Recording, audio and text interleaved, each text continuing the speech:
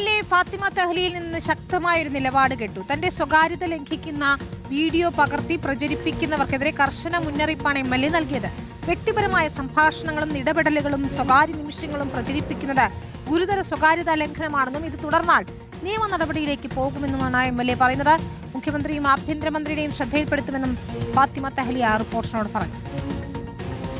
ഇന്നലെ നമുക്കറിയാം, നമ്മുടെ പ്രിയദർശിനി ബസ് അതുമായി ബന്ധപ്പെട്ടിട്ടുള്ള പരിപാടികൾ നടക്കുമ്പോൾ ഞാൻ അത്തരത്തിലുള്ള ആളുകളോട് ഒന്ന് ആവശ്യപ്പെട്ടു, നിങ്ങൾ ഈ രൂപത്തിൽ ചിത്രീകരിക്കുന്നതും അതും വളരെ മോശമായിട്ടുള്ള രൂപത്തിൽ അതിന് ക്യാപ്ഷൻ നൽകിയിട്ട് പ്രചരിപ്പിക്കുന്നതും എനിക്ക് പ്രയാസമുണ്ടാക്കുന്നുണ്ട് എന്ന് പറഞ്ഞതിന് ശേഷം വീണ്ടും അത്തരത്തിലുള്ള വ്യാപകമായിട്ടുള്ള ചെറിയ ചെറിയ ക്ലിപ്പുകൾ സോഷ്യൽ മീഡിയയിൽ കാണാൻ ഇടയാകുകയും അത് ഇനി അവർ റിപ്പീറ്റ് ചെയ്യുകയാണെങ്കിൽ എനിക്ക് അതൊരു ലീഗൽ ആക്ഷനിലേക്ക് പോവാതെ നിവൃത്തിയില്ല എന്നുള്ള വാണിംഗ് ആണ് ഞാൻ ഇന്നത്തെ പോസ്റ്റിലൂടെ അറിയിച്ചത്.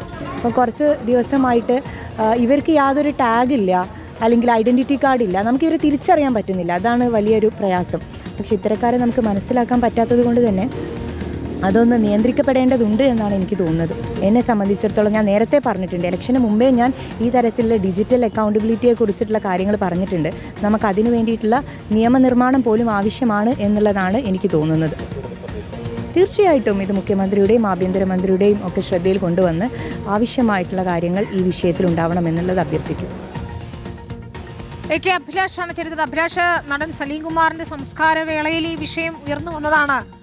തീർത്തും സ്വകാര്യമായ അവരുടെ ദുഃഖത്തിൽ അത്രയധികം ദുഃഖം തളം കെട്ടി നിൽക്കുന്നിടത്ത് മകന് പൊട്ടിത്തെറിക്കേണ്ടി വന്നു എന്ന നിലയിലേക്ക് കാര്യങ്ങൾ എത്തിയപ്പോൾ ഇത് വലിയ ചർച്ചയായതുമാണ്. ഇപ്പോഴിതാ ഫാത്തിമ തഹ്ലിയെ പോലെയുള്ള യുവ നേതാക്കൾ തന്നെ ശക്തമായ നിലപാടുമായി രംഗത്തെത്തുകയാണ്, അല്ലേ അഭിലാഷ്? തീർച്ചയായിട്ടും ഡിജിറ്റൽ മീഡിയ കണ്ടന്റ് ക്രിയേറ്റേഴ്സിനെയാണ് പാപ്പരാസികൾ, ഇത്തരത്തിലുള്ള ചില ആളുകളെയാണ് പാപ്പരാസികൾ എന്ന് വിളിച്ചുകൊണ്ട് അവർ ഇക്കാര്യങ്ങൾ മുന്നറിയിപ്പ് എന്നുള്ള നിലയിൽ തന്നെ പറയുന്നത്.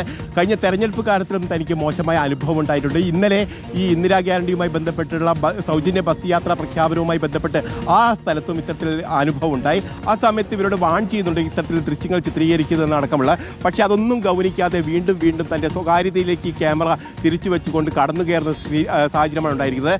അതുകൊണ്ട് തന്നെയാണ് ഇക്കാര്യത്തിൽ നിയമനിർമ്മാണം അടക്കമുള്ള കാര്യങ്ങൾ താൻ ആവശ്യപ്പെടുന്നത്.